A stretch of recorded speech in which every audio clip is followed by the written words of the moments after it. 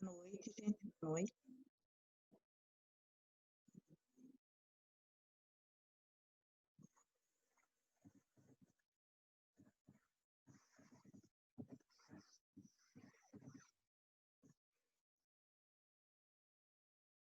Boa noite. Boa noite, Nicole. Vamos esperar o pessoal entrar aí. Aí a gente começa.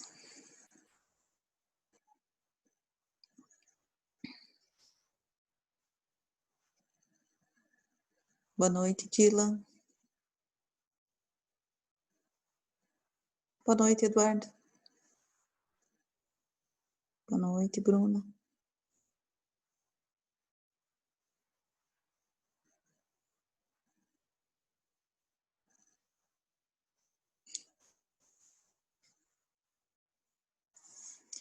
Vamos aguardar o pessoal entrar. Mandei o material, né? Eu mandei o material pelo WhatsApp porque o Ava estava fora do ar. Eu não consegui lançar ali no Ava o material, mas assim que restabeleça, eu já coloco ali para vocês. Então, o material é só para vocês irem acompanhando a aula de hoje, sobre dano moral e dano patrimonial, extrapatrimonial e dano moral, né? Mas tem um restinho da aula passada que a gente não abordou, é a questão do aviso prévio. Então, eu vou trazer só aquele finalzinho da aula que ficou para trás, e aí eu vou retomar, a gente já entra na questão do dano moral. Dentro das emendas, gente, a gente já está acabando, né? Daí falta equiparação salarial, que ainda a gente não viu, e falta o trabalho da mulher também, né?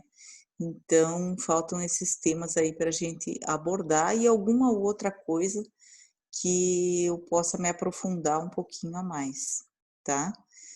A gente já está indo para a reta final aí para terminar todo o programa. O interessante é que eu acho importante falar até com vocês que eu tenho visto comparativamente outras universidades, eles não estão fazendo esse esquema de aula como a gente tem, né? A aula não é a aula gravada, né? Só vocês acessam a aula gravada sem a interação com o professor, né? A gente tem aulas ao vivo. Eu acho que esse ponto está sendo bem melhor.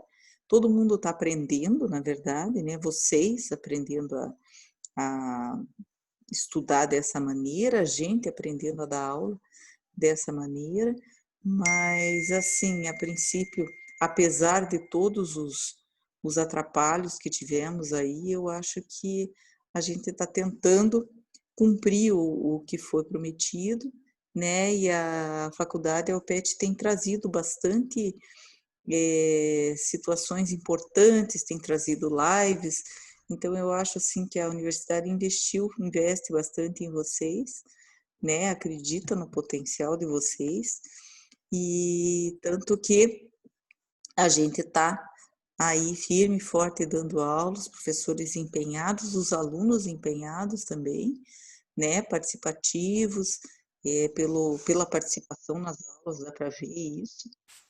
Vocês são interessados e tal, então tudo isso é bem importante e motiva a gente a continuar, porque essa situação que a gente está vivendo é uma situação atípica e é uma situação que às vezes a gente pensa, ah, vai passar, mas vai passar quando, né? A gente não sabe. Então, dá às vezes um desânimo, porque a gente quer atuar de uma forma diferente, né? Quer trazer de uma maneira diferente, quer que as coisas fluam, né? De uma maneira mais tranquila, mas é um impeditivo que não depende de nós, né? Depende da evolução das coisas aí, como que vai acontecer. Então, tudo isso propiciou, mas o importante é que a gente está conseguindo se entender, né? A participação nas aulas tem sido bem boa, E os outros professores também têm elogiado bastante a participação. Boa noite, Jefferson. A participação dos alunos, que vocês têm colaborado, né? Então, eu acho assim bem legal isso, bem importante. Com relação às presenças, a gente tem sido, né, tem entendido que nem sempre, às vezes, a pessoa consegue se logar, né? Às vezes a internet é instável, às vezes a pessoa não consegue, não tem, às vezes, equipamento e tal. Então, quanto a isso, a gente trata de maneira bem diferente de quando era presencial, né? Até porque a gente entende que não se pode ter o mesmo rigorismo, né? Com relação às presenças e tal. Mas eu acho que tem dias bem complicados, é verdade, Jefferson. E tem dias que às vezes vocês não conseguem ouvir, né? Fica falhando ou cai. No começo, lembra que era só 40 minutos e daí caía, a gente tinha que entrar de novo. Então, assim, vocês também tiveram uma atitude bem compreensivos assim com os professores, né? Então, eu acho que isso tudo faz parte, né, do conjunto da obra. Então, está sendo uma experiência para todo mundo, né? Então, e as questões particulares a gente trata individualmente, né? As pessoas procuram, eu acho que isso traz uma proximidade, né? Então, vamos tocar aí, né, gente?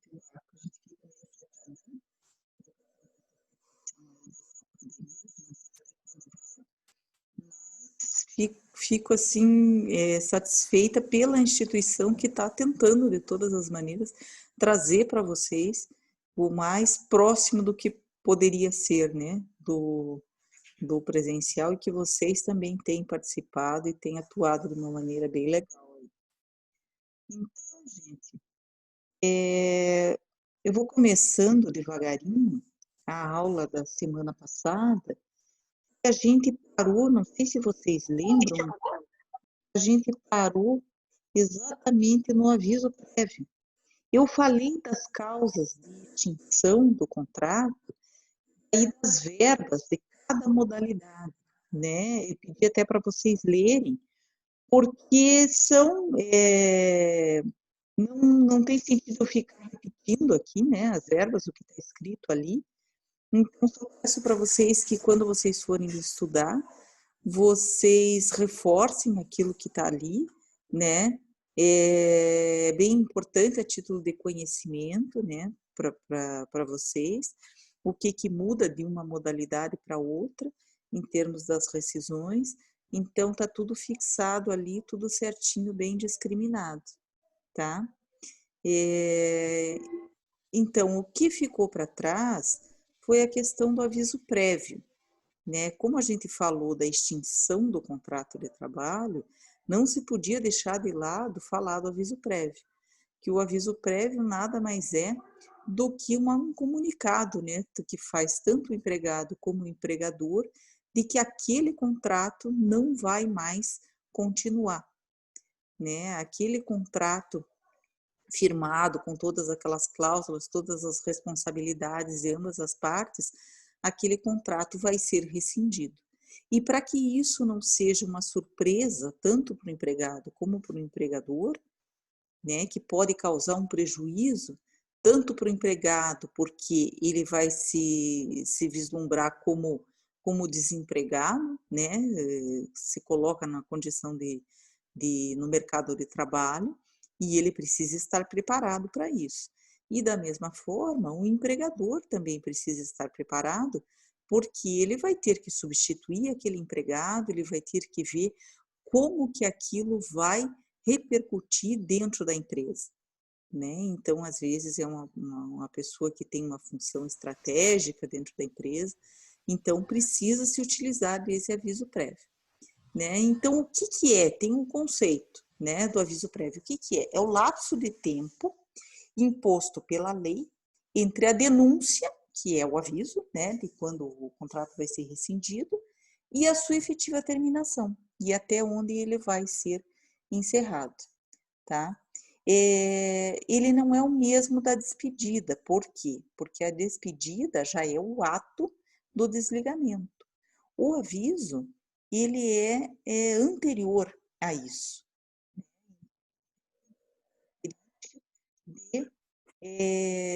Prever o que vai acontecer e preparar tanto o empregado como o empregador das consequências desse desligamento.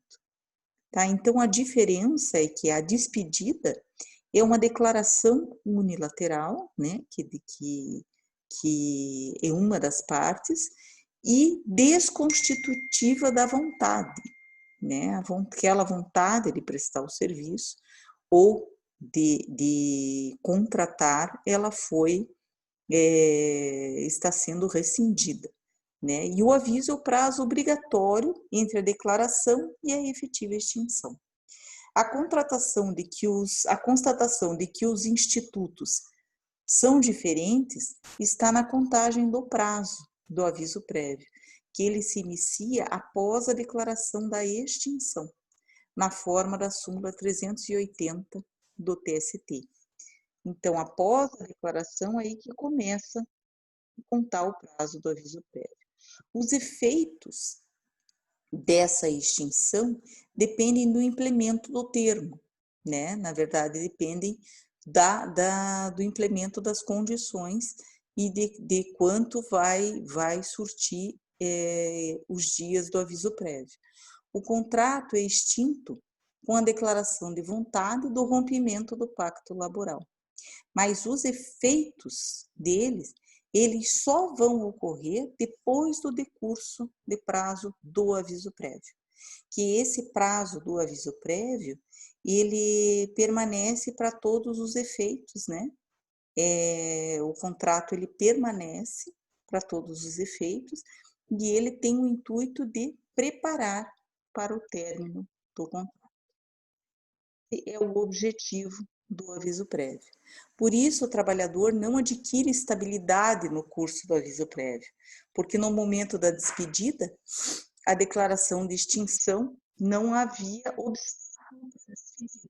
Não tinha nenhum obstáculo no momento em que foi pré-avisado.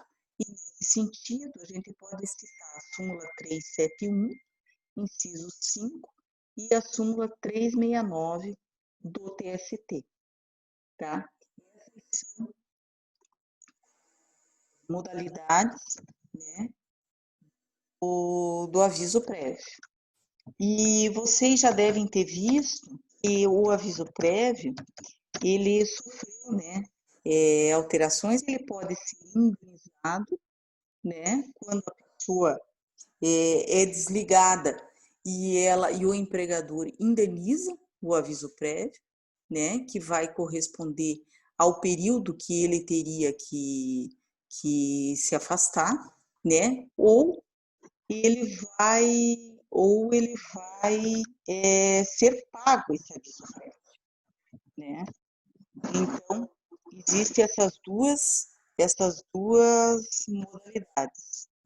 Tá? Ou ele pode ser indenizado, ou ele pode ser, e isso está previsto lá, gente, no artigo 457, 458 da CLT. Ali consta a previsão exata do aviso. Se vocês derem uma lidinha lá no 487, ele vai dizer assim, ó, não havendo prazo estipulado, a parte sem justo motivo quiser rescindir o contrato, deverá avisar a outra de sua resolução com antecedência mínima de 8 dias se o pagamento for efetuado por semana ou tempo inferior, 30 dias se perceberem por quinzena ou mês, ou que tenham mais de 12 meses de serviço na empresa.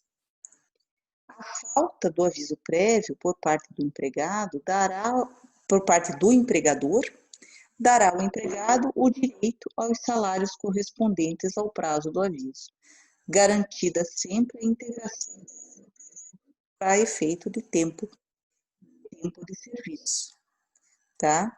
Então, e pode também, no caso do aviso prévio, ele pode também ter alteração no horário, né? O horário normal de trabalho do empregado, durante o período do aviso prévio, se a rescisão tiver sido promovida pelo empregador, poderá ser reduzido em 2 horas diárias, sem o prejuízo do salário integral. O que, para que isso? Para que a pessoa possa ir procurar emprego, né? Então é facilitada essa possibilidade, tá? E também é facultado, isso no 488, também é facultado que se possa fazer por 7 dias corridos, tá? Então, poderá faltar o serviço por 7 dias corridos. Isso na hipótese do inciso 2º do 487 da CLT. Então, existem essas duas possibilidades no momento do prévio, tá? E daí, expirado esse prazo do aviso prévio, a rescisão se torna efetivada. Então, passado esse prazo, a rescisão se torna operada. Então, mas teria que aguardar, tem que aguardar o término desse prazo. Na verdade, teve uma alteração com relação ao aviso prévio, porque antes se previa somente 30 dias, né, no caso do aviso prévio, à exceção de cláusulas convencionais que previam situações diferenciadas no caso do aviso, né? Mas teve uma alteração em 2011 da Lei 12.506 de 2011 que alterou os prazos do aviso prévio. Então, eles passaram a ser diferenciados de conforme o tempo de serviço, né? Então, o novo aviso prévio, que a gente chama, ele sofreu alterações a partir dessa lei de 2019, né? Então, assim, se o empregado estiver prestando serviço por mais de um ano, deverá ser observado o período de 30 dias. Além do aviso prévio de 30 dias, deverá ser observado o período de 3 dias a cada ano trabalhado, não podendo superar as 60 dias. Assim, somando-se o aviso de 30 dias e o período de 3 dias a cada ano trabalhado, o aviso prévio será de no máximo.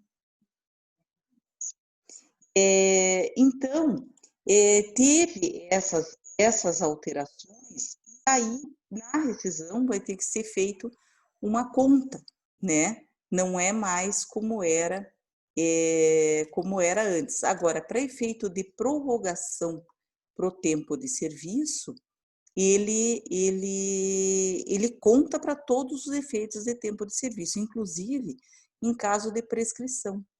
Por exemplo, se a pessoa termina o contrato de trabalho, encerra o contrato de trabalho e ela entra com uma ação trabalhista, esse período do aviso prévio, ele prorroga para todos os efeitos, né? Então, a contagem da prescrição vai obedecer a esse período em que ele estava em aviso prévio. Depois eu vou colocar para vocês uns exercícios específicos e um esqueminha, eu vou colocar na matéria certinho, esses novos prazos aí do aviso prévio, a gente trabalhar em cima, né? Hoje eu fiz essa noção aí para vocês, depois eu vou colocar lá na matéria certinho os prazos do aviso prévio e alguns cálculos que a gente pode fazer conforme caso específico. Então, para a gente não perder muito tempo com isso, eu vou colocar para vocês e a gente na próxima aula para discutir, porque eu quero logo adentrar nessa questão da próxima matéria, que é a do dano, que é bem importante, e que teve várias alterações com relação à reforma trabalhista. Então, a reforma trabalhista trouxe várias situações que não estavam previstas na CLT com relação à indenização e à reparação dos danos patrimoniais e extrapatrimoniais. Então, eu acho importante a gente se fixar nisso. Eu vou colocar aqui, vou fazer a chamada, gente. Eu acho que já tem. Só deixa eu entrar lá no AVA, consiga a chamada, porque ele estava bem ruinzinho. Estava difícil a gente, tanto que eu não consegui a matéria lá para vocês. Deixa eu ver se eu consigo acessar direitinho aqui. Um minutinho.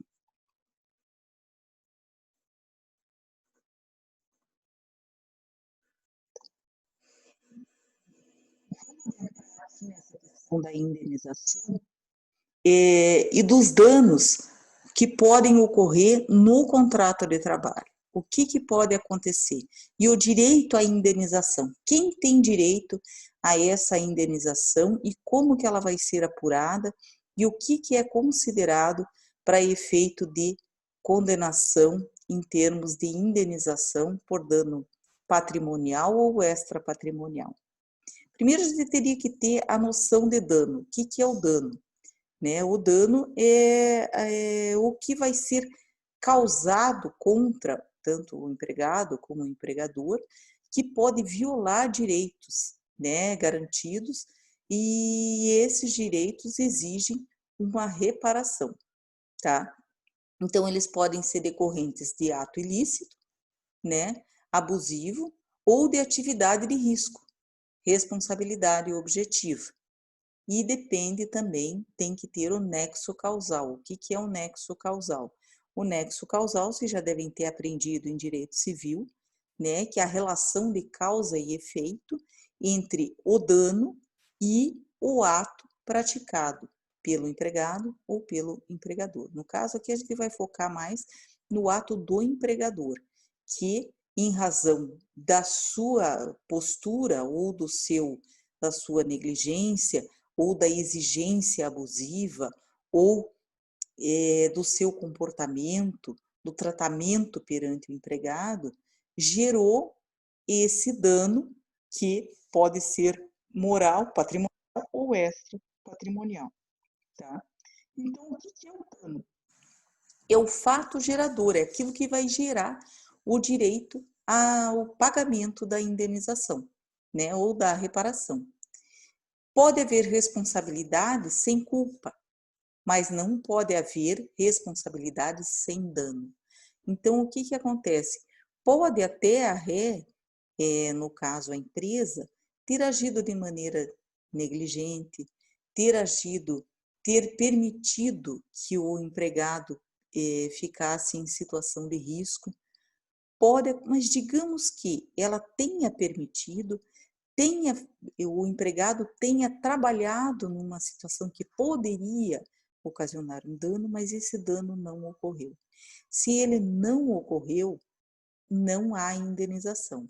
Então, é bem importante vocês fixarem que tem que haver o dano. E esse dano, ele tem que ser efetivamente comprovado, tá? Aí a gente vai ver qual a problemática disso, como que você vai trazer para o judiciário e provar o efetivo dano sofrido, tá? Então, mesmo que o agente pratique uma conduta culposa ou dolosa, ou seja, que ele tenha intenção de praticar aquele ato, ou ele não tenha a intenção de praticar, que é no caso do culposo, e o doloso, que ele tenha a intenção, que ele viole a lei ou abuse do direito, mas se ele não causar dano, não há que se cogitar em responsabilidade de reparação, tá? Então, a pessoa que vai pleitear a indenização, ela tem que ter sofrido de qualquer forma um dano, né? Então, o dano é o elemento essencial para que haja a indenização. Não há indenização sem dano. Tá? Então, vou trazer para vocês aqui um exemplo prático. Digamos que o empregador ele não conserta determinada máquina ou o maquinário ele é obsoleto, ele causa, ele vive quebrando ou pode vir a acontecer um problema, né, da pessoa se machucar, mas, por sorte do destino, nunca aconteceu nada. E o empregado não sofreu nenhum prejuízo com relação àquilo, iminente. Então, não há que se indenizar. Veja, é uma situação diferente daquela situação de que a empresa, por exemplo, tem um maquinário precário, ela tem condições insalubres, ou ela tem agora, por exemplo, veja, uma situação da pandemia, vamos trazer agora essa situação da pandemia. Digamos que a empresa não tome as cautelas necessárias, tá? Com relação ao Covid-19. Então, as pessoas vão trabalhar num chão de fábrica e não tem álcool gel, não tem asepsia dos calçados, não tem o distanciamento adequado, não exige o uso de máscaras, mas vão fazer um teste lá de todos e ninguém pega o tal do Covid. Tá todo mundo. Não cabe indenização nesse caso. Agora, se porventura alguém for contaminado, ou alguém, aí sim vai caber a indenização. Mas isso não quer dizer que essa empresa não possa ter uma fiscalização, não possa ir, o Ministério Público do Trabalho não possa autuar, né? Ela não possa ser multada, isso sim. Agora, eu estou falando do dano pessoal, do dano da pessoa. Se ela não sofreu o dano, daí ela não tem direito à indenização. Porque a indenização sem dano, ela acarreta o que a gente chama de enriquecimento ilícito. Então, o dano é essencial para que seja deferida a indenização, para que se enseje o pagamento da indenização. Então, se o prejuízo ou dano não é apenas o fato gerador, mas também o determinante do dever de indenizar. Então, ele não é só o fato gerador, ele se determina do dever. O dano, na verdade, é a violação de um bem juridicamente tutelado pelo direito, que pode ser patrimonial ou extrapatrimonial. Tá? E ele pode decorrer do ato ilícito. O ato ilícito a gente vai puxar lá no Código Civil, que o Código Civil, no artigo 927, ele traz o que é o ato ilícito, né? Aquele que, por ato ilícito, causar dano a outrem, fica obrigado a repará-lo. Veja, ele é bem simplificada até a redação, né? Mas, claro, se aquele ato ele é ilegal, né, ilícito e ocasionou um dano, há simplesmente o dever de reparar, tá? E o parágrafo único, o que diz? Que haverá a obrigação de reparar o dano independentemente de culpa, nos casos especificados em lei, ou quando a atividade normalmente desenvolvida pelo autor do dano implicar, por sua natureza, riscos para os direitos de outrem. Isso é a previsão do direito civil, tá? Que a gente tem que se aquela atividade proporcionar um risco, né? Ele tem o dever de indenizar. Só que o problema é que a gente tem que adentrar na questão do dano, né? Se houve o dano. Então, isso quer dizer o quê? Que sem que o ofensor tenha praticado o ato ilícito ou abuso do direito, não haverá obrigação de reparação, tá? Salvo nos casos acima. Só que essa é a regra geral do direito civil. Mas para o direito do trabalho, a gente vai ver que tem que demonstrar, vocês vão ver mais para frente, quando a gente tratar das disposições legais que prevêem a indenização, quais são os critérios e como que ele deve ser. Então, o empregador, por exemplo, que demite o empregado sem justa causa, ele causa um dano, não deixa de ser um dano, pois o trabalhador ficará sem a renda, né? Ele vai ficar desempregado. Entretanto, a despedida é um direito potestativo do empregador. Então, esse dano é um dano subjetivo, entendeu? Mas o empregado, para ele ter o dever, para o empregador ter o dever de indenizar, ele tem que ser um dano que cause dano à honra, dano à imagem, dano à personalidade, que a pessoa se sinta humilhada, ofendida, que ela tenha um prejuízo econômico, que ela não possa se colocar mais novamente no mercado. Então, não é simplesmente o fato de, de ocorrer um dano de maneira subjetiva. Então, nesse caso, não tem, pelo fato da despedida ser imotivada, ou mesmo a dispensa por justa causa, lembra que eu falei para vocês da aula passada? Nem a dispensa por justa causa ensejaria o pagamento de indenização. Por quê? Porque está dentro do poder potestativo do empregador. Então, não tem direito à indenização, por exemplo, se um caso de acidente de trabalho, tá? Vejamos o caso de acidente de trabalho. Digamos que o empregado sofra um acidente de trabalho, porém, quem ocasionou o acidente foi por culpa dele mesmo. Ele não se utilizou do EPI, né? Mesmo sendo fiscalizado, ele tirou, por exemplo, a luva, tirou o capacete e foi negligente, foi displicente, né? E concorreu sozinho com aquele ato danoso, né? Aquilo aí não há dever de indenizar, né? O patrão daí não praticou nenhum ilícito, independente de todas as atitudes do patrão, ia ocorrer porque decorreu de uma negligência do empregado. Agora, se porventura coincidirem, né, se o empregador praticar um ato ilícito e o empregado, digamos, numa situação dessa, o empregado foi negligente, mas por sua vez, o empregador também não obrigou o uso do EPI, não fiscalizou o uso do EPI. Então, como ele não fiscalizou e não o obrigou, ele concorreu para o que aconteceu, porque é dever do empregador fazer essa fiscalização, né? Então, ele permitiu que ocorresse o fato danoso. E ele tem o dever de indenizar. Então, pegando um pouco desse gancho aí, a gente vai falar do nexo causal. O que é o nexo causal? É a relação de causa e efeito entre o ato praticado, no caso pelo empregador, e o dano sofrido pelo empregado. Estou dando esse exemplo, mas pode ser o contrário.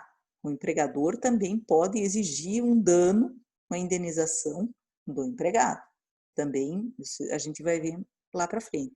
Então, para que haja esse dever de indenizar, né, e que recaia essa responsabilidade sobre o patrão, é importante que exista uma relação de causa e efeito, né? Um fez alguma coisa, propiciou aquela atitude, propiciou a ocorrência do dano, né? E essa atividade desenvolvida pelo empregado, pelo empregador, ocasionou aquele resultado. Se a atividade é de risco e se o patrão pratica ato ilegal ou abusivo, mas não causa nenhum dano ao empregado, aí não há o dever de indenizar, tem que ocasionar o dano. Então, o nexo causal é exatamente isso. Você vai ter que dissociar e comprovar que aquele dano decorreu daquela atitude, tanto do empregado como do empregador, tá? Então, considera-se como causa tanto a ação como a omissão.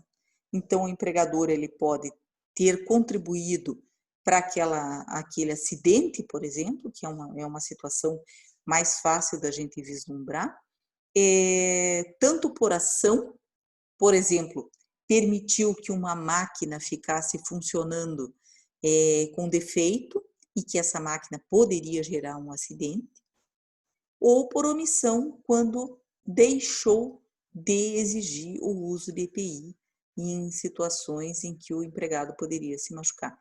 Eu não sei se eu já contei para vocês, tem um caso no escritório que aconteceu exatamente isso, que o empregador é uma fábrica de seringas e o empregado, as máquinas estavam em manutenção. E para essas máquinas não pararem a produção, eles tinham um técnico ali permanente que fazia a manutenção das máquinas. Ele não colocou nenhum aviso de que aquelas máquinas estavam em manutenção.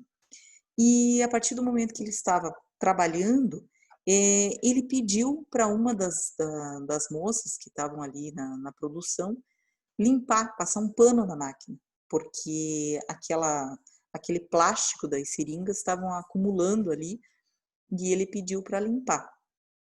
E aí ela começou a limpar e tinha uma parte assim que ela não conseguia. Ela não conseguia limpar porque ela tinha o braço curto e precisava de alguém que fosse um pouco maior do que ela. Aí ela chamou um colega, né? E esse colega disse assim: não, eu te ajudo, pode deixar. Pegou um pano com álcool e pôs a mão para dentro, assim, da máquina, para poder tirar aqueles restos de plástico da seringa. Nisso, e a porta, tem uma porta que alimenta as seringas. E essa porta, ela tem que, quando a máquina está ligada, essa porta ela tem que ficar fechada. E naquele momento, essa porta estava aberta. Essa porta estava aberta. Então, o que eles pensaram? A máquina está desligada. Como a porta está aberta, então, beleza, ele foi tranquilo lá, nem imaginou que a máquina tivesse ligada. O que aconteceu? Quando ele pôs a mão, a máquina começou a funcionar. E a máquina começando a funcionar, ela imprensou a mão dele ali, porque ela girou e imprensou. E ele simplesmente teve que ter a mão reimplantada. Ele ficou preso ali na máquina.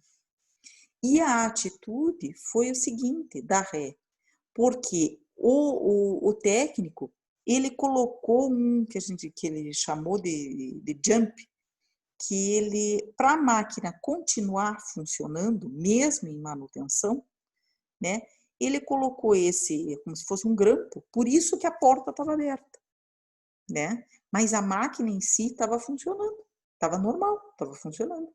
Então, ele não avisou os empregados de que a máquina estava ligada, pediu para limpar, né?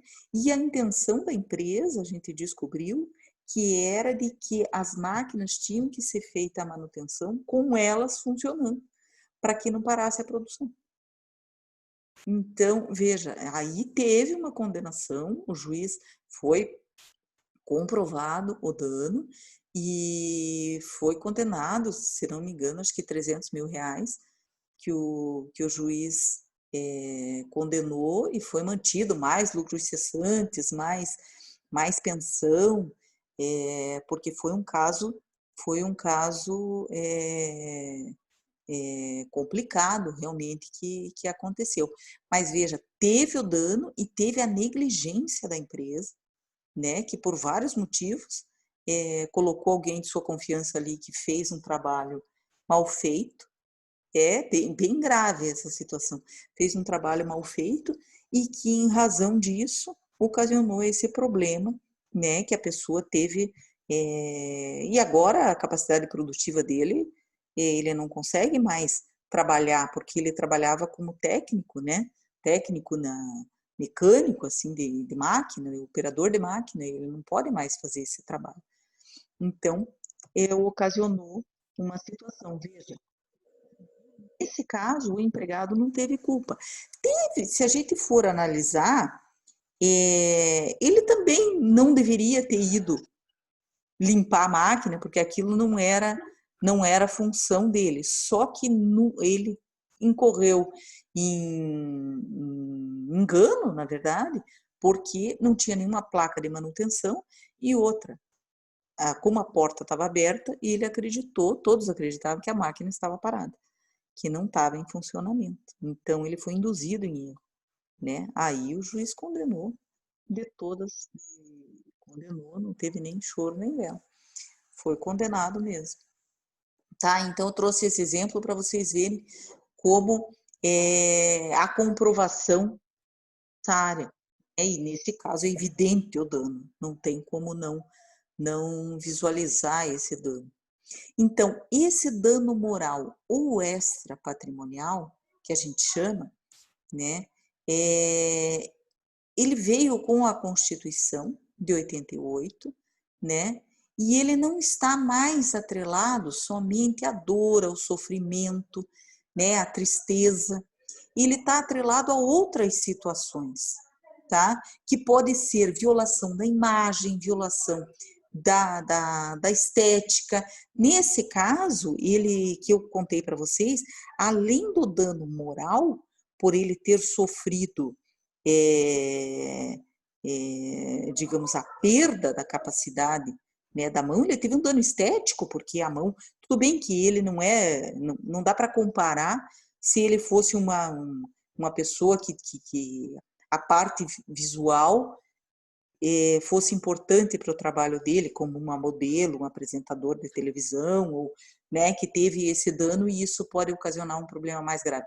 Só que, de qualquer maneira, teve um dano estético, né? Não tem como ignorar isso, tá? Então, não, esse dano moral não é só o abalo moral da pessoa se sentir triste ou se sentir deprimida em razão do que aconteceu, tá? Então, abandonou-se essa ideia de que o dano moral seria só decorrente de situações de sofrimento e de dor. Ele pode ser ampliado para outras áreas. E aí, o que acontece? Agora, com a reforma trabalhista, foi introduzido na CLT a possibilidade de indenização pelo dano moral. E o patrimonial e extrapatrimonial. Então, no artigo 223 da CLT, foram inseridas várias alíneas, né, prevendo a indenização nesses casos. Então, a lei, através do 223D, ela expressamente autoriza a reparação de dano extrapatrimonial, decorrente da imagem, da marca, do nome, do segredo empresarial, do sigilo de correspondência, da pessoa jurídica, assim como da etnia, da idade, da nacionalidade, da honra, da imagem, da intimidade, a liberdade de ação, a autoestima, o gênero, a orientação sexual, a saúde, o lazer e a integridade física da pessoa natural. Então, quantas situações podem ocorrer de dano extrapatrimonial dentro de um contrato de trabalho, né? Podem haver casos de racismo, pode haver casos de discriminação, podem haver casos de humilhação, né? De discriminação por gênero, né? Por exemplo, favorecer determinada pessoa em razão do gênero, desfavorecer em razão também disso, né? Tudo isso tem que tomar muito cuidado, porque está devidamente previsto agora e discriminado na legislação. Não quer dizer, gente, que antes da reforma trabalhista não se pudesse apurar. Se apurava, sim, né? Só que ele não estava detalhado, né? A gente se valia das regras de direito civil para poder condenar os casos de dano moral, né? Ou assédio moral. Mas agora ele tem previsão na CLT. A gente já vai ver se essa previsão, gente, ela foi benéfica ou foi restritiva. Porque como ela é muito detalhada, eu vou trazer para vocês aqui as letras e as disposições, eles detalharam bem. Então, a partir do momento que se detalha, também se restringe, né? Então, por exemplo, o artigo 223B, que trata também do dano extrapatrimonial, ele excluiu a coletividade como sujeito de direito, pois afirmou, nesse artigo ele afirmou que a pessoa física ou jurídica são titulares exclusivas do direito à reparação, e não a coletividade. Aí seria a questão do dano moral coletivo, né? Que abrange toda uma esfera, toda uma categoria. Então, veja, já teve uma certa restrição. Logo, apenas estes, pessoa jurídica e pessoa física, poderão pleitear a respectiva indenização do dano extrapatrimonial, tá? Então, teve essa limitação da nova redação. Então, após a reforma trabalhista, essa celeuma caiu por terra. Por quê? O artigo 223D da CLT expressamente menciona a pessoa jurídica como titular de bens imateriais passíveis de reparação extrapatrimonial e permite a sua acumulação com dano patrimonial. Então, a pessoa jurídica, antes, se via uma discussão. É passível? A pessoa jurídica, ela pode sofrer dano moral? Pode, pode. A imagem, digamos, lembra que a gente leu lá os critérios de quando que poderia acontecer? A imagem determinada empresa, ou a marca, né? Ou segredo, violação de segredo, né? Para concorrência desleal, tudo isso. Ela é passível, a pessoa jurídica também é passível de pedido de indenização, né? Tanto ela pode ser autora, como ela pode ser ré, tá? Nesses casos, então, existe essa previsão. E o conceito, tá? Qual que é o conceito do dano moral? O dano moral é o resultado de uma ação ou omissão decorrente de uma atividade de risco que causa lesão ou magoa bens ou direitos da pessoa, ligados à esfera jurídica do sujeito do direito, a pessoa física, pessoa jurídica e também a coletividade.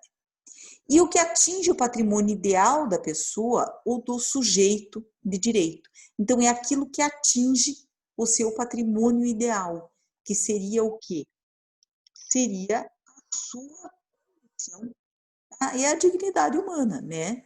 Está intimamente ligado ao princípio da dignidade humana. Qual que é o maior patrimônio do trabalhador? É a sua capacidade laborativa. Então, no caso do direito do trabalho, né, a reputação, né, daquele profissional. Se aquela reputação foi imaculada, né, durante o mercado de trabalho, digamos que ele seja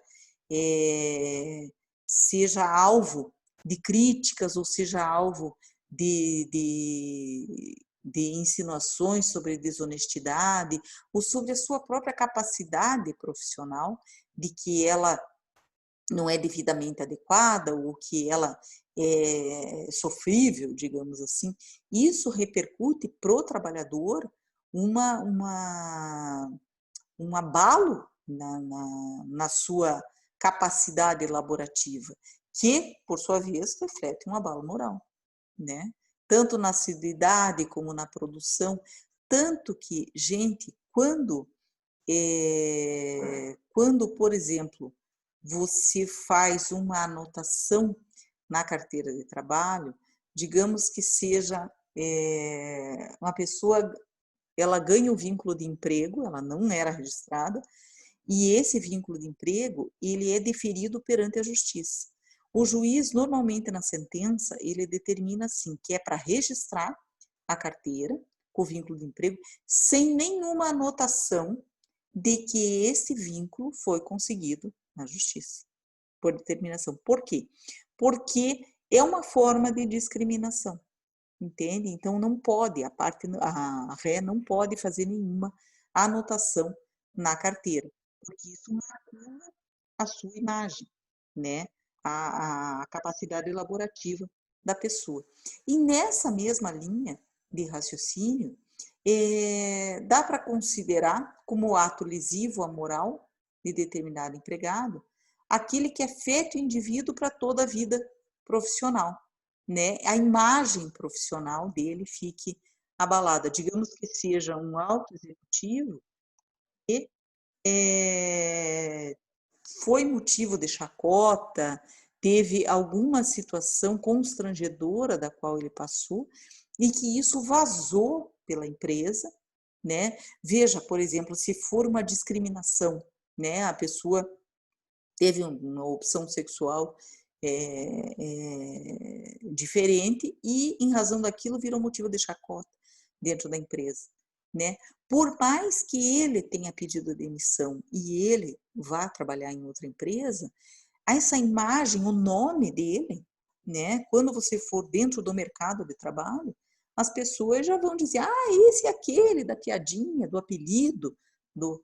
Então, tudo isso tem que tomar muito cuidado, né? Então, assim, eu me lembro, agora me lembrei de um outro caso, de uma empresa que eu atendia, que era uma empresa de cobrança, tá? Fazia essas cobranças desses de financiamento, né? Cobrança de financiamento. Então, era a empresa que só fazia isso. Aí eles tinham que trabalhar com produção, porque eles precisavam recuperar, né? Era de recuperação de crédito, então eles tinham X números que tinham que ligar e pessoas que tinham que ligar. E o chefe, ele tinha parecia uma espécie de uma espada, assim. E na ponta tinha como se fosse um prego, assim. E aí ele cutucava as pessoas para que fossem produzir, se tivessem parado, assim, ou se não tivessem no telefone, ou se não tivessem... Gente, isso ficou comprovado, ficou comprovado. Então, veja que humilhação a pessoa passa, né, para obter um resultado de trabalho. E isso é um caso, gente, eu já vi casos horrorosos, assim, de dano moral. Então, dessa forma, o patrão, qual que é a atitude do patrão que pode ocasionar o dever de indenizar, tá? Por exemplo, o patrão pode não dar trabalho para o empregado no curso do contrato, ele deixa ele isolado. Isso, inclusive, gente, é causa da rescisão indireta, né? Caso o empregado não tenha o trabalho adequado, ele fica isolado, todos recebem trabalho e o fulano de tal não recebe. Então, isso é atestar a incapacidade dele. Por que ele não recebe? Né? É uma forma de segregá-lo, né? Isso dá enseja indenização do dano moral. Diminuir a capacidade elaborativa, né? De chamar de incompetente, xingar, dizer que a pessoa não tem capacidade, dispensar o empregado por furto, roubo, desfalque, divulgar essa informação. Veja, gente, não é que o empregador não possa, ele pode dispensar, claro, a gente trouxe aqui a questão da justa causa. O empregador pode dispensar o empregado por ter furtado, por ter se apropriado indevidamente. Agora, a divulgação é que não pode, né? Então, essa situação que a gente tem que ver. Impedir a nova colocação, né, do empregado no mercado, por exemplo, divulgar com as empresas parceiras de que aquele empregado, né, fechar as portas, né? Tudo isso também ocasiona ser comprovado, né, gente? Bem abusivo ao lançar dúvidas sobre o empregado, ou seja, durante o contrato, ou na fase pré-contratual, ou na ruptura, a pecha de descrédito ou de moralidade, que ele não é honesto. Aqui, a gente, quando trata ali da pré-contratual, existe também a responsabilização pré-contratual. O que quer dizer isso? É que quando há promessa promessa de contratação. A pessoa vai lá, faz a entrevista, está certa a contratação, ele pede desligamento da outra empresa, né? Aí, por um motivo ou outro, seja por discriminação, digamos que sai uma fofoquinha lá e diga, essa é casada, recém-casada, logo vai engravidar. Então, não vamos contratar. Aí a pessoa, simplesmente, quando ela vai lá para ser efetivada, ela é desligada. Não chega nem a ser contratada, né? Então, é a que a gente chama de responsabilização pré-contratual. Cabe indenização? Cabe indenização, porque teve uma promessa, a pessoa investiu daquela situação, mas ela tem que comprovar, né?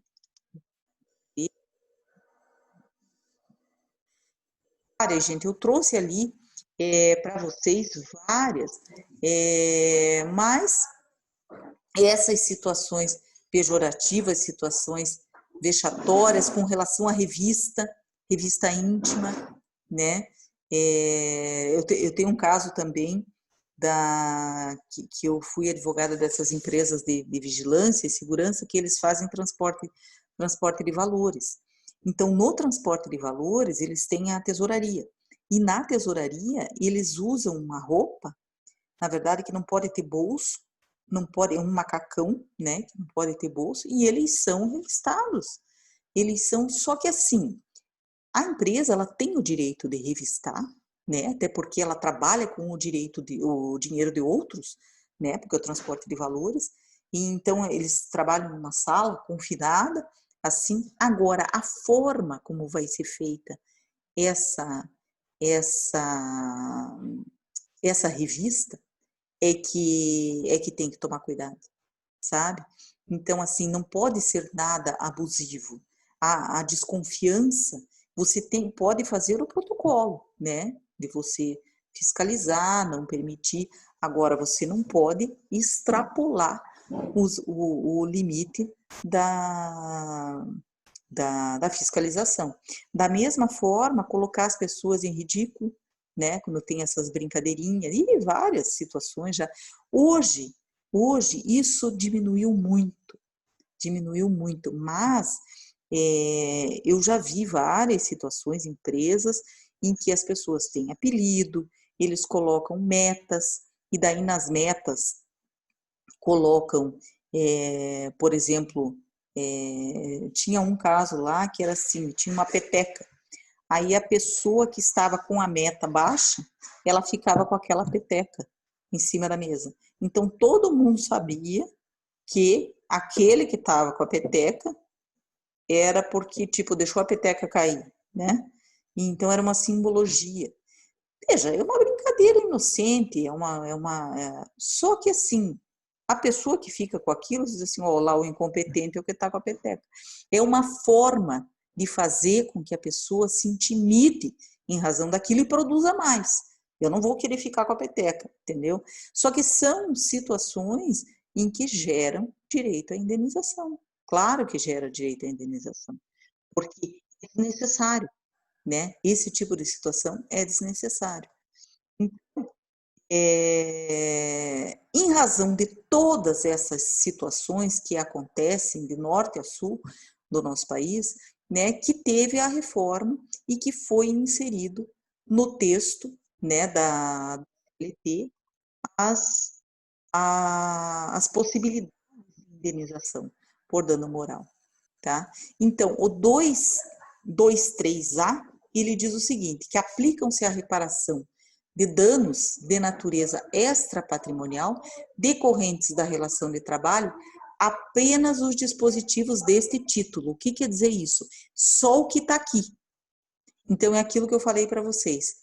Tem todas essas situações que eu narrei, os exemplos para vocês, mas como a CLT elencou as possibilidades, então ela fez uma análise restritiva. Tá? A gente já vai ver por quê. Por exemplo, o 223, inciso letra B, ele diz, causa dano de natureza extrapatrimonial a ação ou omissão que ofenda a esfera moral ou existencial da pessoa física ou jurídica, as quais são titulares exclusivas do direito à reparação. E o 223C, a etnia, a idade, a nacionalidade, a honra, a imagem, a intimidade, eu já li isso para vocês. O lazer, a integridade física são os bens juridicamente tutelados inerentes à pessoa natural.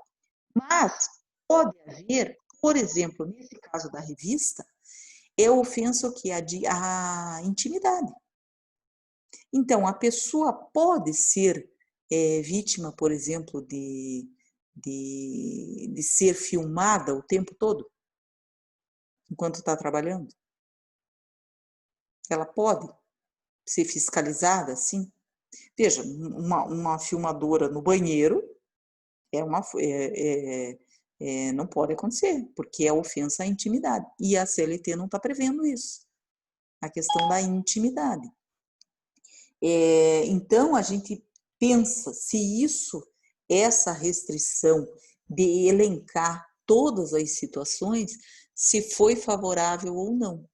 Ainda mais partindo-se do pressuposto que essa reforma trabalhista, ela tem uma característica mais pró-empregador, tá? Então, veja, a forma como está sendo discriminado digamos assim, é um passo à frente de que não havia essa previsão, mas também não havia impeditivo da utilização subsidiária do Código Civil, né? A gente poderia condenar da mesma forma. Então, essa previsão, a gente tem que ver qual foi a intenção do legislador de inserir restritivamente todas essas situações, tá? Outra situação, no 223F, ele diz que você pode acumular dano material com dano moral, tá? Isso tá, a jurisprudência já era pacífica nesse sentido. Muito antigamente se utilizava desse artifício de que não se poderia acumular dano moral com dano material. Agora está sacramentado que pode. Então, determinada situação, ela pode gerar, por exemplo, uma doença profissional, ela gera tanto um dano moral como um dano material, né? Uma que a pessoa gera uma incapacidade laborativa, então ela reduz os seus ganhos porque ela não pode trabalhar. Outra, às vezes ela tem que fazer cirurgia, ela tem gastos com remédios, tem que fazer fisioterapia que o plano não cobre. Então, tudo isso gera um dano material. Por exemplo, em situações de lucros cessantes também, que a pessoa deixa de auferir, né? O empregado deixa de poder produzir aquilo, né? Até determinada idade, digamos que ele seja muito jovem, né? Tenha 20 anos.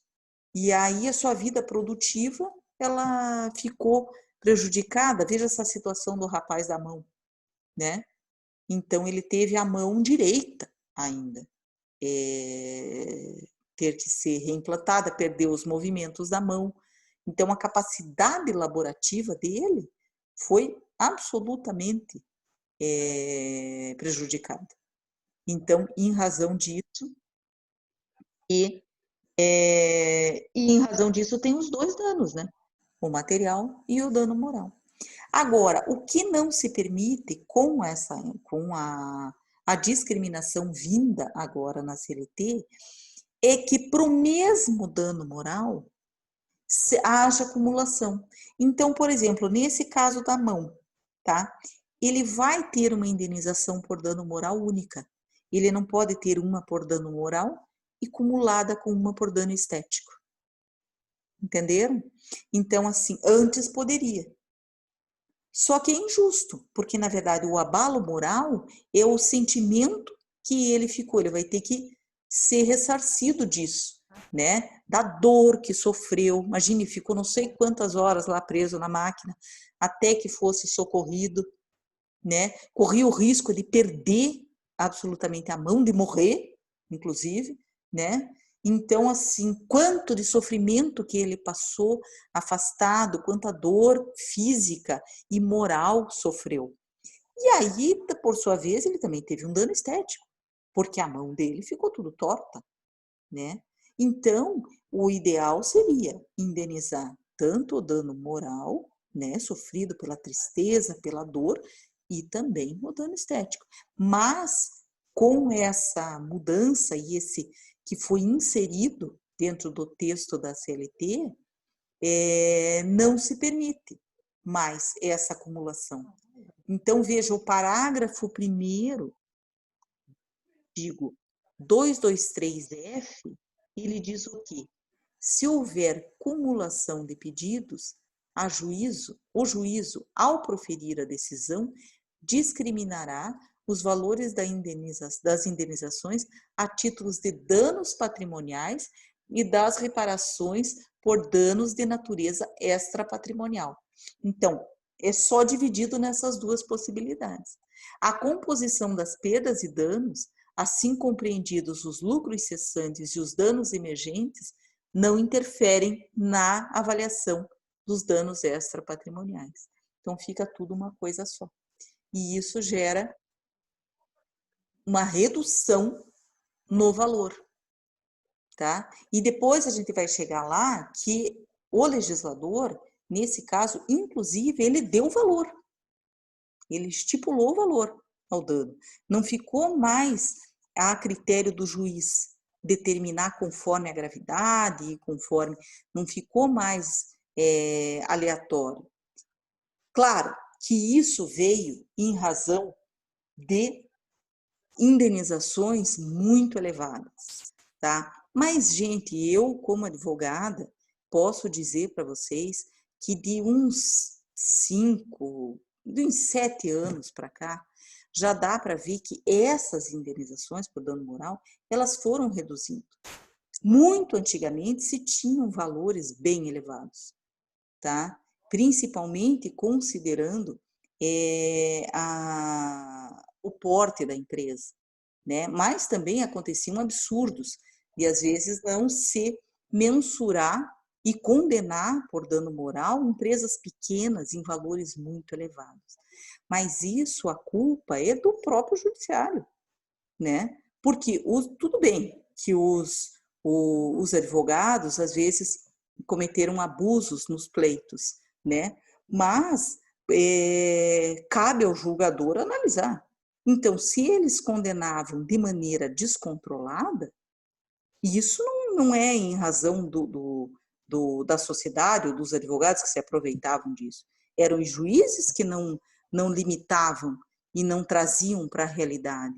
E, às vezes, o mesmo peso da caneta que ele estava julgando uma padaria, ele estava julgando um banco, né? Então, em razão disso, que houve toda essa necessidade de fazer essa limitação. Agora, a gente precisa saber se essa limitação que foi trazida, ela vai atender ao interesse, né? E ela vai efetivamente reparar o dano. Então, assim, o artigo 223, no item G, ele diz assim que, ao apreciar o pedido, o juiz vai considerar, o que ele vai considerar quando ele for condenar, né? A natureza do bem jurídico tutelado, a intensidade do sofrimento ou a humilhação, a possibilidade de superação física ou psicológica, os reflexos pessoais e sociais da ação ou da omissão, a extensão e a duração dos efeitos da ofensa, as condições em que ocorreu a ofensa ou prejuízo moral, o grau de dolo ou culpa, a ocorrência de retratação espontânea, o que quer dizer isso? Se houve pedido de desculpa, né? Se teve retratação daquele mal causado, o esforço efetivo para minimizar a ofensa, o perdão, tácito ou expresso, a situação social e econômica. Isso é importante, é aquilo que eu falei para vocês, não pode condenar da mesma forma uma empresa pequena de uma empresa grande. O grau de publicidade da ofensa. Tudo isso vai ser balizador do valor da indenização. Então, vai ter que ser analisado. E aí o parágrafo 1º diz o seguinte, que ao julgar procedente o pedido, o juiz vai fixar a indenização a ser paga a cada um dos ofendidos com os seguintes parâmetros, tá? Então, vai ter aquela de natureza leve, que vai ser até 3 vezes o valor do limite máximo dos benefícios do regime geral da Previdência Social. Para ofensa média, até 5 vezes. Para ofensa de natureza grave, até 20 vezes. E para ofensa de natureza gravíssima, até 50 vezes. Veja, é um limitador. É um limitador, né? Agora, só não há limitação em caso de morte. Se ocorrer morte, aí não tem, não, ele não se aplica essa limitação. Mas veja, essa alteração que teve, ela impôs valores, né? E aí, em razão disso, a gente não sabe o que vai ser considerado leve, o que vai ser considerado gravíssimo, o que vai ser considerado grave, né?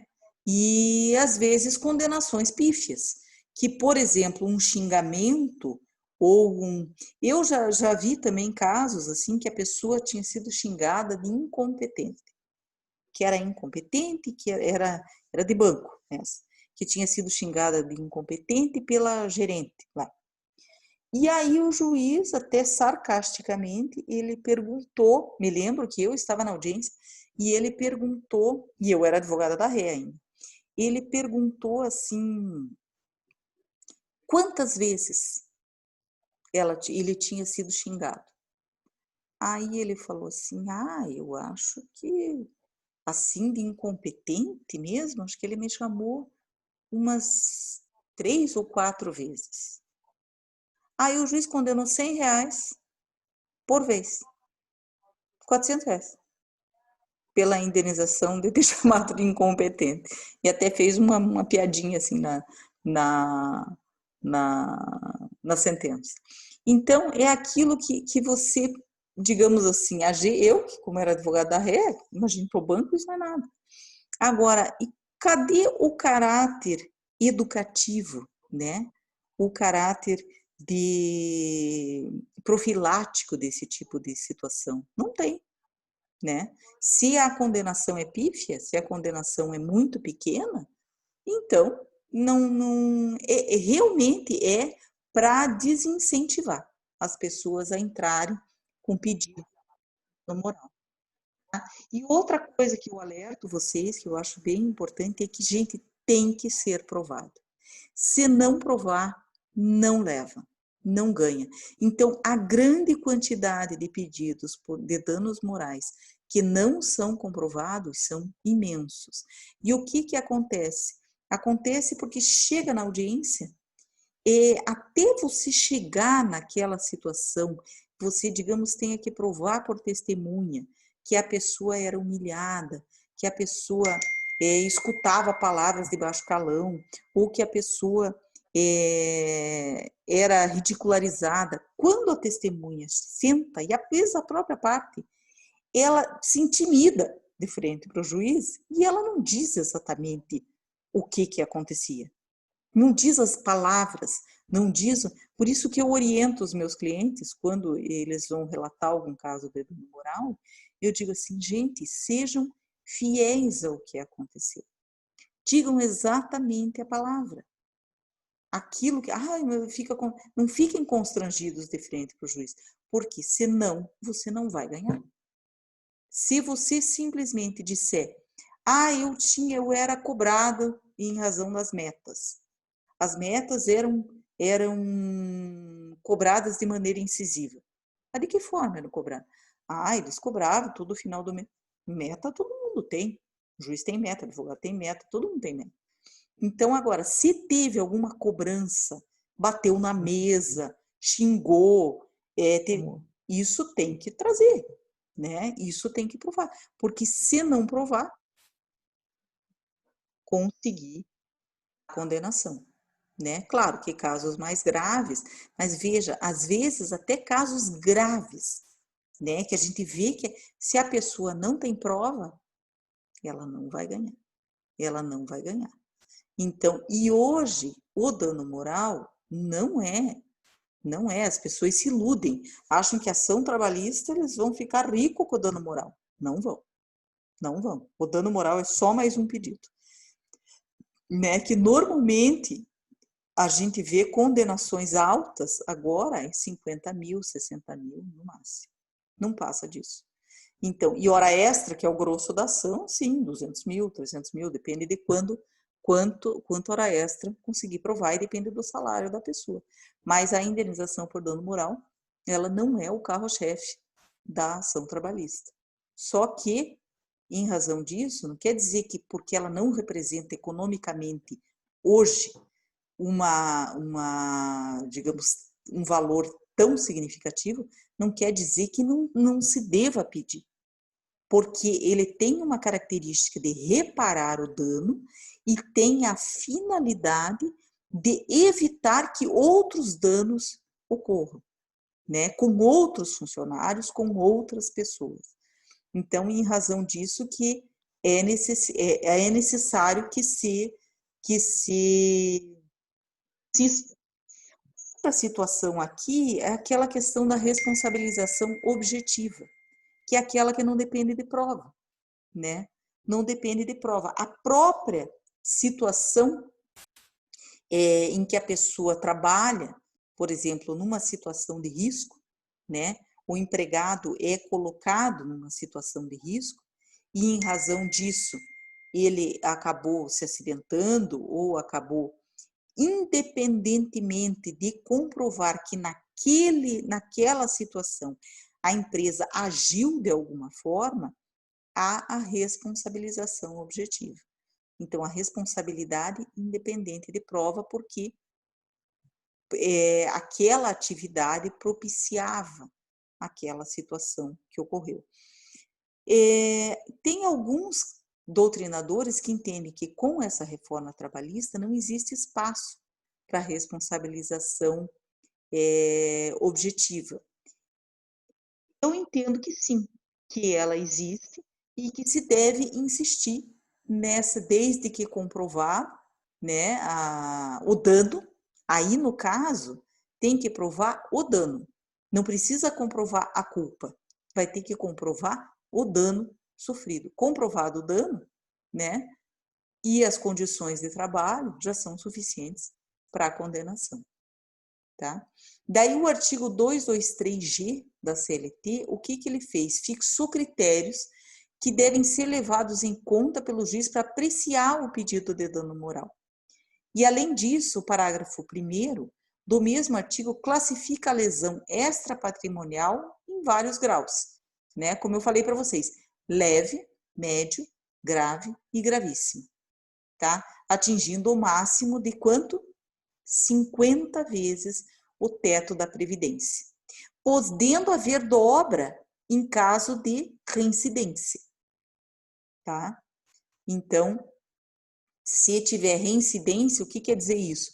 Digamos que a ré tenha sido condenada, um outro empregado, a uma situação gravíssima, tá? E incorre no mesmo erro. E aí, isso é demonstrado perante o juiz que ele tem esta prática, que a empresa tem esta prática. E, em razão disso, pode ser condenado no valor em dobro da indenização. Então, essa limitação dos valores do dano moral, contida no artigo 223, é uma tarifação que foi feita da indenização, que antes não havia. Então, alguns doutrinadores entendem que isso seria até inconstitucional, tá? Que ele não poderia haver esse balizamento. Mas o que a gente leva em consideração? Leva em consideração que essa reforma trabalhista, ela veio para frear. Ela veio para frear as condenações e para movimentar, no caso, o mercado de trabalho sem tantos entraves. Só que a gente tem que partir do pressuposto de que as empresas são honestas e de que não vão cometer esse tipo de falta, né? E que tem muita injustiça. O que se analisa? De que veio para proteger um pouco as empresas, nesse caso, proteger as empresas para que elas não sofram digamos, uma descapitalização em razão desses danos. Porém, não tem, se os danos começam a ser a condenação em valores irrisórios, né? Ou começam, digamos, a não condenar, que é o que a gente tem visto muito por aí, não condenar não vai coibir a prática. Não vai coibir a prática. Então, assim, e a gente está muito longe dessa educação de que as empresas respeitem. Não vou dizer, claro, tem empresas que respeitam e não incorrem. Os bancos mudaram muito o posicionamento, não são os campeões desse tipo de. Pode ser um assédio moral, de cobrança de meta e tal, mas essas situações vexatórias, isso aí mudou muito. Eles aperfeiçoaram e não ocorre mais isso, né? Eles mudaram a postura. Então, em razão das condenações. Tomara que isso não seja um retrocesso, tá? Agora eu pergunto para vocês, será que os herdeiros podem pedir a indenização do dano moral sofrido pelo empregado falecido? Será que pode? Eu acredito que sim, professor. Pode sim, exatamente, Eduardo, pode. Eles podem pedir, existe essa possibilidade que legitima os sucessores a receber. A única situação, gente, é que é muito difícil de provar. Tem um caso também no escritório de um dano moral. Esse caso era de meta, de cobrança de meta, e que havia tipo assim contrataram a pessoa e essa pessoa ela dava o sangue no trabalho ali, trouxe uma carteira de clientes, ele se empenhava e a impressão que se tinha é que tudo que ele fazia não servia. Então era uma cobrança assim, ele viajava demais, trabalhava demais, tinha que trabalhar final de semana, tinha que trabalhar. E o que aconteceu com essa pessoa? Ele, em razão do estresse sofrido, e isso foi real, em razão do estresse, da pressão que ele sofria, ele sofreu um ataque cardíaco dirigindo. Só que ele não estava a trabalho. Nessa situação, ele não estava trabalhando. Mas ele já, digamos, veio com uma carga de trabalho muito grande. Essa a gente não ganhou. Não ganhou, porque ele não conseguiu provar. Porque a viúva, né, que era a representante dele, porque era a dependente do INSS, ela que foi como representante, a gente não conseguiu chegar, entendeu? A comprovar, porque é muito subjetivo. E Então, professora, no caso, nesse caso aí, ele não estava trabalhando. E se ele estivesse trabalhando, ele conseguiria? sim, se ele estivesse trabalhando, seria muito mais fácil, né? Porque aí ele, digamos assim, ele estava sob pressão ali, trabalhando, seria mais fácil de comprovar. Mas nesse caso era num final de semana. Ele estava dirigindo, acho que estava indo para uma chácara, uma coisa, mas realmente ele tinha acho que 50 anos e infartou dirigindo. Aí bateu o carro. Mas a esposa contou que ele já estava numa pressão, digamos assim, propiciou isso, porque ele não fumava, não bebia, não tinha, morreu do estresse, né? Então, agora, ela pôde, independente dela ter ganho ou não, né? Ela pode pleitear? Pode pleitear.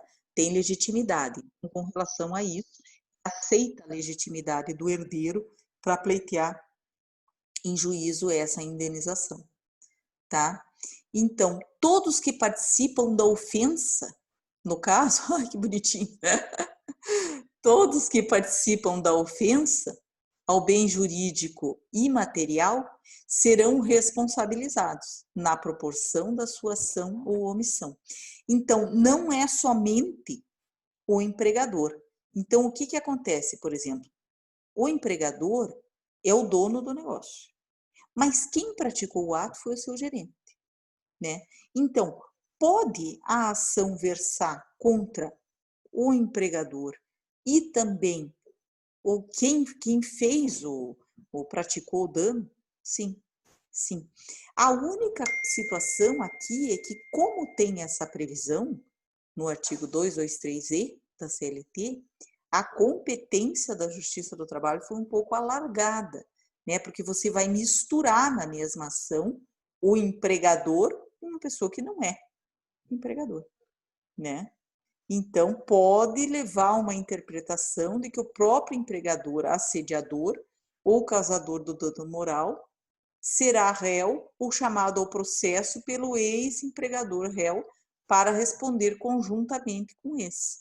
Então, veja, os dois podem figurar ali no polo, mas podem ser responsabilizados, sim, né, pelos atos dos seus gerentes, dos seus gestores.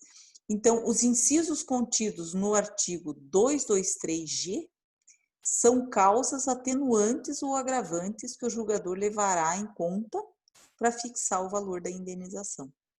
Entretanto, no inciso 10 do 223G, aponta o perdão tácito ou expresso como um dos elementos de análise do julgamento no pedido de reparação do dano extrapatrimonial.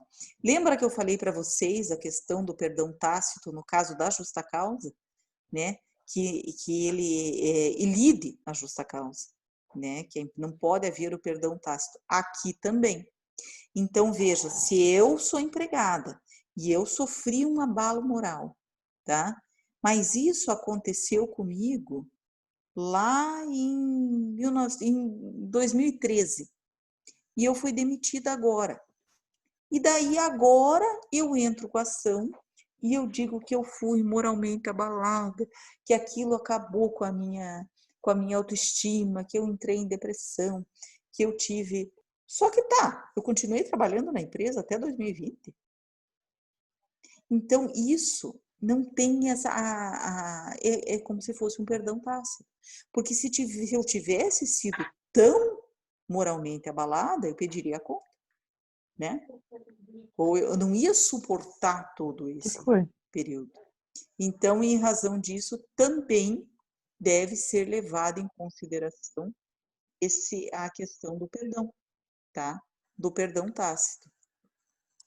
Outra situação, gente, que a gente...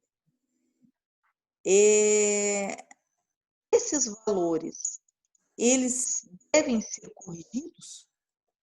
Sim. A correção monetária, ela já é prevista na CLT, né? A correção monetária das verbas trabalhistas normais, tá?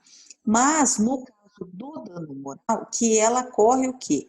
A partir do ajuizamento da demanda. No caso do dano moral, ela vai ser a partir da sentença.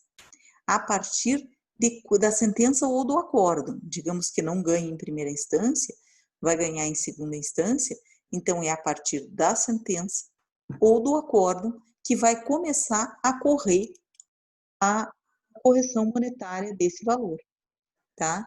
Então, a CLT no artigo 883, ela diz a respeito dos juros também moratório e determina sua contagem a partir da data do ajuizamento. Todavia, esta também seria a regra para a indenização do dano moral dos juros? Será que é da data do ajuizamento também?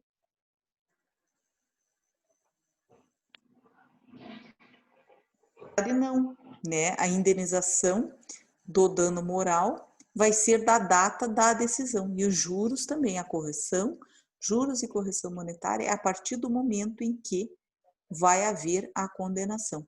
E isso está previsto na súmula 439 do TST. Veja, gente, isso pode ser questão de prova, tá? Pode ser questão se a correção, ela tem que ser a mesma da correção das verbas trabalhistas normais. Então, gente, já são 10h15 quase. A gente conseguiu terminar o ponto. Eu fiquei devendo para vocês a especificação, no caso do aviso prévio, né? Dos períodos lá, eu vou colocar na matéria lá para vocês, para a gente reforçar, talvez trazer na próxima aula uns exercícios para a gente fazer, computar e trazer um pouquinho da prescrição, né? Já que a gente vai falar dessa questão do aviso prévio e da projeção do aviso prévio para efeito de, de cálculo das verbas e também para efeito da projeção durante o contrato de trabalho, quais os efeitos do aviso prévio durante o contrato de trabalho. Então, eu vou trazer isso um pouco na semana que vem, para a gente fazer alguma coisa um pouco mais prática. Semana que vem, não, na quinta-feira, para a gente fazer alguma coisa um pouco mais prática. Essa questão do dano moral, o que vocês têm que focar para a prova são essas alterações da legislação, o que limitou, o que não limitou, tá? A valoração é importante, o grau de valoração, né? E essa situação antes da reforma e pós-reforma. Por isso que é importante vocês analisarem. Mas a matéria em si, ela é simples, porque é uma coisa só, né? Essa questão do dano, e tem que ter em mente que tem que comprovar o dano. Se não comprovar o dano, não é passível de indenização. E da mesma forma, tem que haver a prova de que sofreu o dano, a prova da culpabilidade e a responsabilização objetiva, ela tem uma interpretação meio dúbia aí, em razão da reforma trabalhista, se ela seria cabível ou não. Eu entendo que sim, tá? Então, tem que só tomar cuidado com essas particularidades. Deem uma lida no texto, lá que eu coloquei para vocês, na matéria, complementem também com os livros da Saraiva, pode consultar como é o Bezerra Leite, que eu acho que é bem completo, e também o Sérgio Pinto Martins, que tem lá na Saraiva. Quem tiver o Godinho também aborda esse tema. Um autor muito legal para dano moral na Justiça do Trabalho é o José Afonso da Legrave Neto. Se vocês acharem, eu até posso indicar para vocês alguma literatura, algum livro dele a respeito disso. Tem um juiz também do trabalho que escreveu sobre isso, é o Eduardo Baracá. Ele tem um livro também só sobre dano moral da trabalhista. Só que ele já está mais antigo, eu não sei se está adaptado com essa nova legislação. Mas o da Legrave, ele tem palestras a respeito e ele tem uma literatura bem vasta a respeito do dano moral. E a Wólia Bonfim também, né?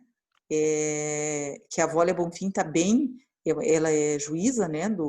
Ela é desembargadora, na verdade, da terceira região, e ela está em bastante destaque aí nas lives, ela faz muita palestra, está promovendo cursos de atualização. Então, se vocês procurarem artigos e lives sobre, ela traz muito, e essa matéria que eu trouxe para vocês é baseada no livro dela, da Wólia Bonfim, tá? Então, se vocês tiverem alguma dúvida, quiserem mais uma dica de consulta de legislação, eu estou à disposição aí, vocês me chamam no WhatsApp e a gente vai conversando. Beleza, gente? Vamos encerrar. Hoje a presença, como o AVA não está funcionando, não se preocupem com a presença, tá? Fiquem bem tranquilos e vamos tocar o barco aí. Uma boa noite para vocês e até quinta-feira. Boa noite, então, professor. Boa noite, gente. Até quinta.